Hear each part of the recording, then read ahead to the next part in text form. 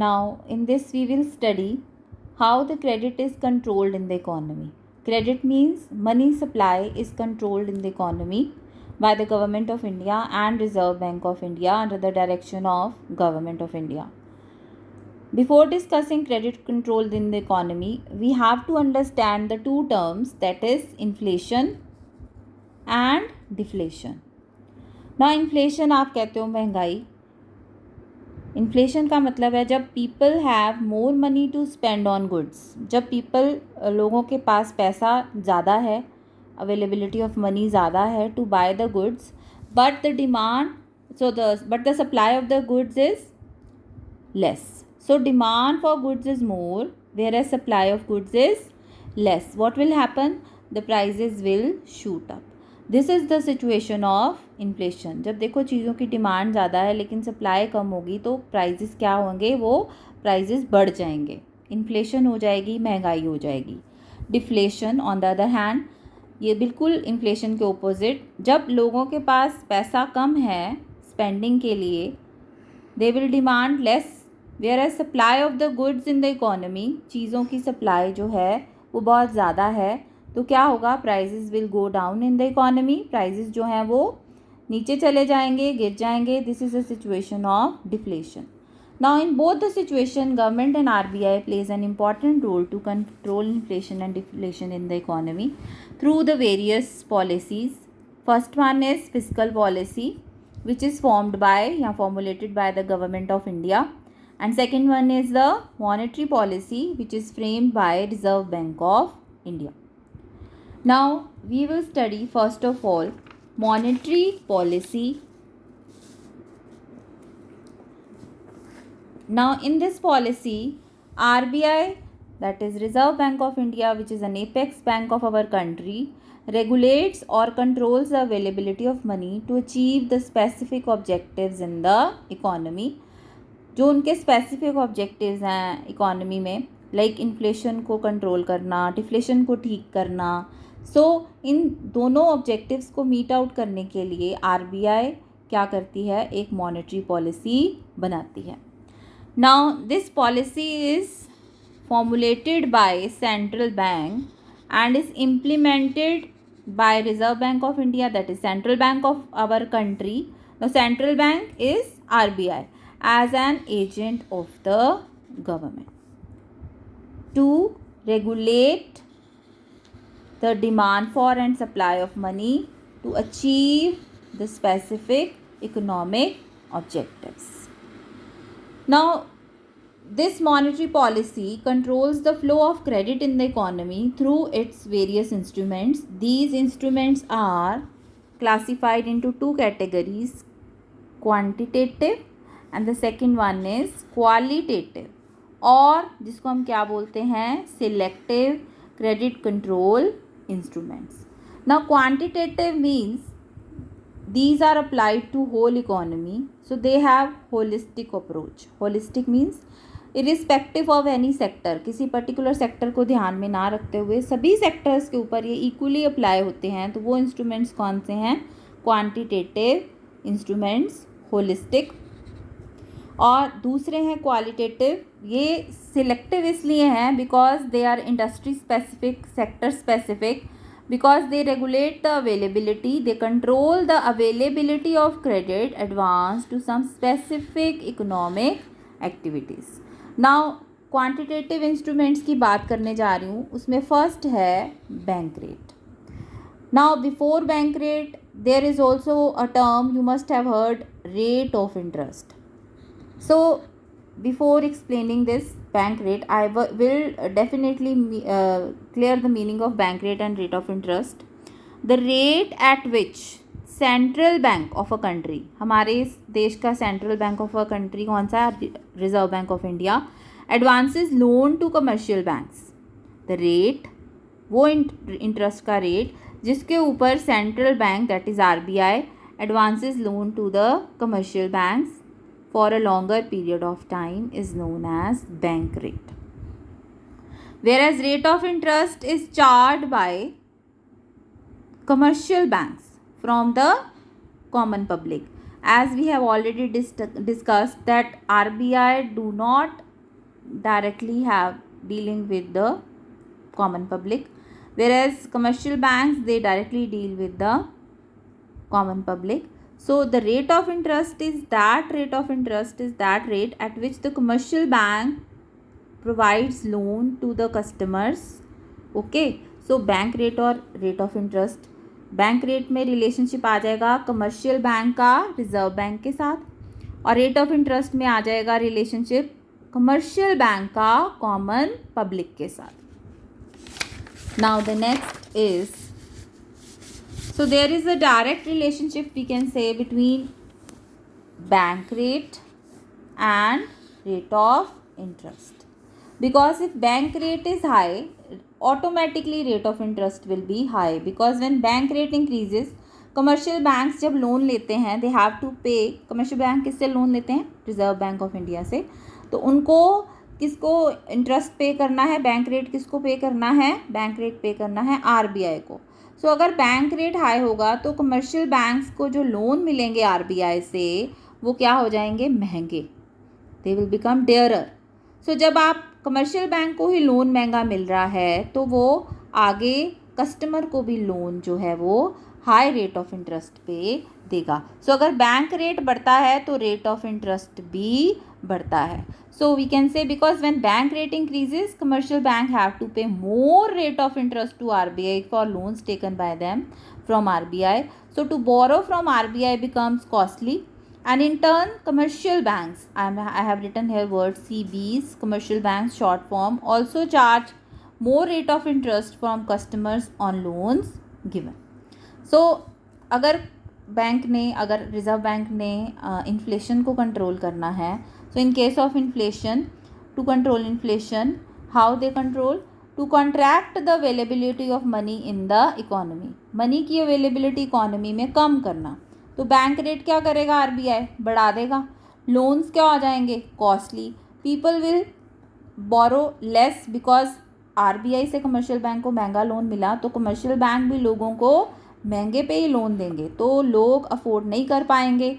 Commercial banks will initially borrow from less loans from RBI, and hence availability of money will be reduced, and thus due to less availability of money, people will demand less for the goods. अब naturally जब loan ही कम मिलेंगे, लेंगे ही कम loan, तो लोगों के पास money supply, पैसा खर्चने के लिए नहीं आएगा.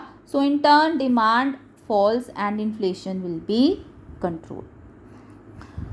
अगर मैं दूसरी साइड देखूं तो अगर डिफ्लेशन को कंट्रोल करना है बैंक रेट की हेल्प से तो क्या करेंगे? बैंक रेट को बढ़ाना नहीं है, बैंक रेट को क्या कर देंगे? Bank rate will be reduced. Bank rate will be reduced. Loans to commercial banks will borrow, commercial banks will borrow more from RBI because loans जो हैं वो चीप हो गए हैं, and capacity of commercial banks to lend also becomes more to public. Public will also borrow at low rate of interest. So there is a direct relationship between bank rate and rate of interest. Bank rate falls, so rate of interest also falls. People will borrow more and demand for goods will rise, and hence deflation will be controlled. Okay girls, is it okay? Now this is the bank rate and rate of interest में difference और इसका relationship आपको समझ आ गया होगा. अब जो second instrument है वो है open market operations. Open market operations, by this means RBI control our country's demand for and supply of money through sale and purchase of security in the economy. When central bank sells security, जब central bank sell करता है securities, बहुत तरह की government securities central bank sell करता है, तो जिन people के पास सरप्लस पैसा होता है जो इन्वेस्ट करना चाहते हैं for the more of interest, तो वो क्या करते हैं? They will buy those securities. Then in case to control inflation, the persons who are having surplus money, what they will do? RBI will sell the securities, and what they will do? They will buy those securities. Their money will be blocked and hence their purchasing power will be reduced. इससे क्या होगा? उनकी चीज़ों के लिए demand, उनके पास liquid cash कम होगा तो उससे क्या होगा, उनकी डिमांड फॉर गुड्स जो है वो रिड्यूस हो जाएगी और इन्फ्लेशन कंट्रोल हो जाएगी। ऑन द अदर हैंड अगर क्रेडिट अवेलेबिलिटी को उन्होंने आरबीआई ने कम से क्या करना है, अब ज़्यादा करना है, यानी कि डिफ्लेशन को ठीक करना है, तो सेंट्रल बैंक ने जो पहले सिक्योरिटीज़ बेची हैं वो लोगों से वो सिक्योरिटीज़ वापस खरीद लेगा। सेंट्रल बैंक के पास सिक्योरिटीज़ आ जाएंगी और लोगों के पास क्या आ जाएगा, पैसा आ जाएगा। उससे उनकी परचेजिंग पावर जो है वो बढ़ जाएगी और वो चीज़ें ज़्यादा खरीदेंगे। तो आपको पता है डिफ्लेशन कैसे ठीक होगी, when demand will for the goods will increase and hence the deflation is also controlled. Next is cash reserve ratio, CRR. This is a very important instrument of monetary policy.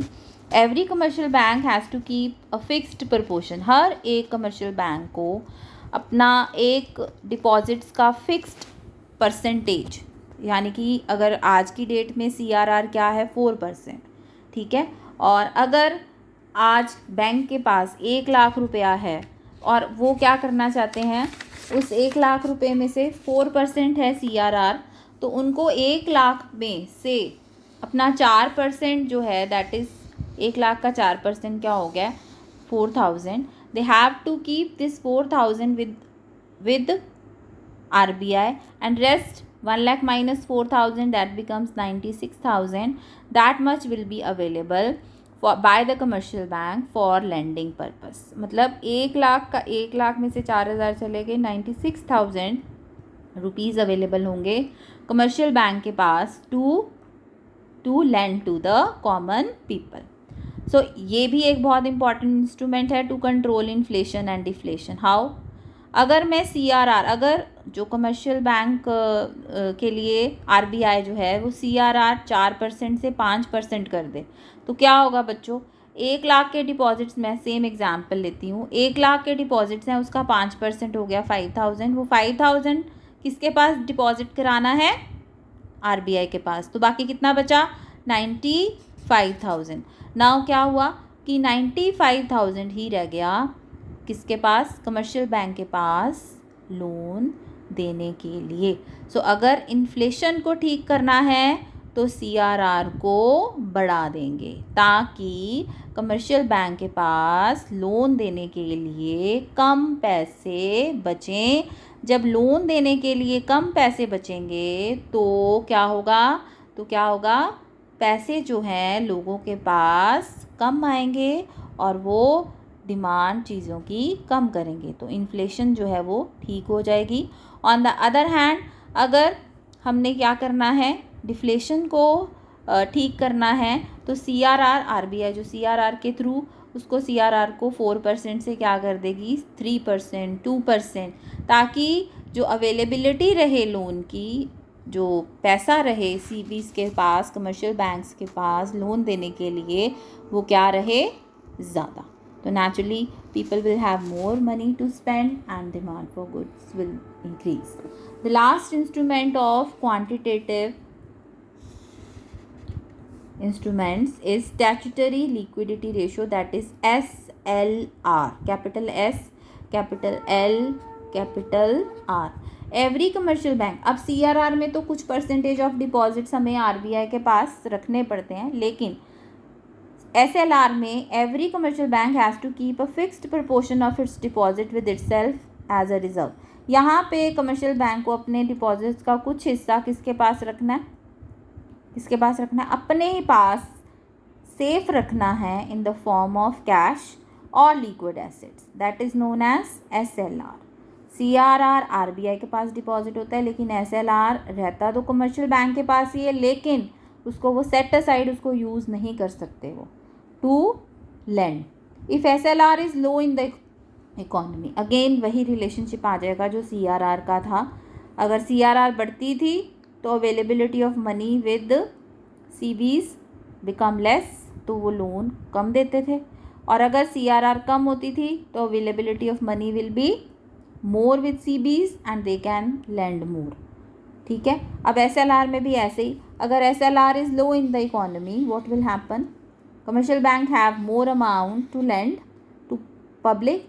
तो deflation के situation में SLR को क्या किया जाता है, reduce, और inflation के केस में अगेन SLR को क्या किया जाता है, अप, क्योंकि अगर इन्फ्लेशन के केस में हम SLR बढ़ा देंगे तो availability of money with same purpose में availability of money with people will become, क्या होगा जी, इन्फ्लेशन में अगर हमने इन्फ्लेशन को कंट्रोल करना है तो मनी की सप्लाई जो है वो कैसे कम कर सकते हैं, SLR को बढ़ा के।